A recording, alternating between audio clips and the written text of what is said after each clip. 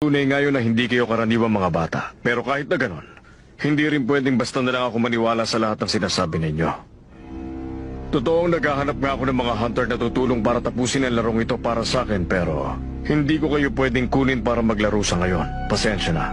Dahil limitado lang ang bilang ng mga pwedeng maglaro ng game.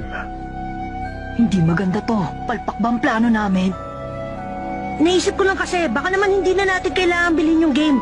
Ang kailangan lang naman natin yung data sa loob. Sa tingin ko, yung mga mananalo sa darating na auction ng Grid Island, maghahanap sila ng mga player na gustong sumali.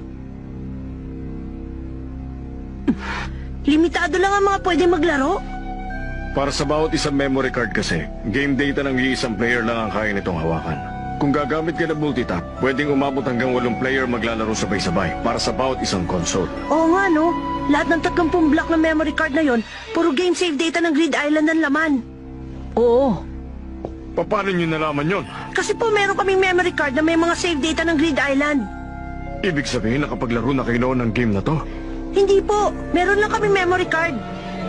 Kung totoo yun, ibig sabihin, kung tunay nga ang memory card na hawak ninyo, hindi ito pwedeng basta hugutin at kakailanganin nyo ng isa pang item para tanggalin ang card mula sa console. Siguro yun yun! Yung gamit ng singsing. Ano? Alam din nila tungkol sa singsing? Mukhang nag-qualify ang dalawang batang ito para sa initial screening. Subukan mo sila. Marunong kayong gumamit ng NEM, tama? O sige, ipakita nyo sa akin ang ren ninyo. Opo!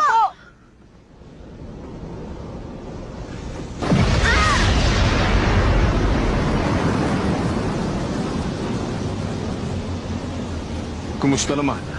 Hindi sapat yan. Magsasayang lang kayo ng oras sa kanila. Mahihirapan sila sa loob ng game hanggang sumamatay sila.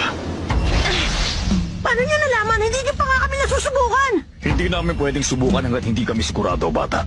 Swerte pa nga kami kung mamamatay kayo kaagad. Kung magtagal kayo sa loob nang wala kayong pakinabang, lugi kami.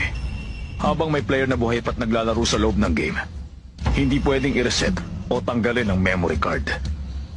Sa makatuwid, hindi kami makakapagpadala ng bagong player o makakasave. Kung susumahin, mga 100 amateur at professional hunter na ang naupahan ko para maglaro ng game na ito.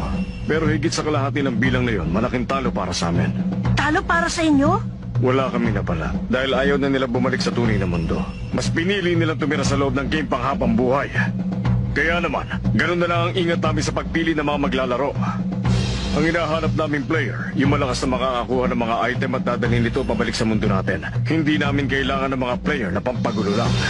Pero malakas kami! Kaya namin gawin yon!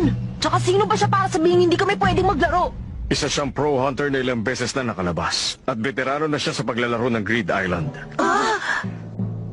Base sa mga karanasan ko sa loob ng game, hindi naman ganun kahirap makakuha ng mga item para dalhin sa mundo natin. Pero sa hina ng ninyo sa ngayon, kahit yung magiging imposible para sa inyo at game over lang din ang kauuwian ninyo. Kapag natapos na ang screening dito, babalik na rin ako sa loob ng game. Screening? Screening ba ng mga players para dito ang tinutukoy mo?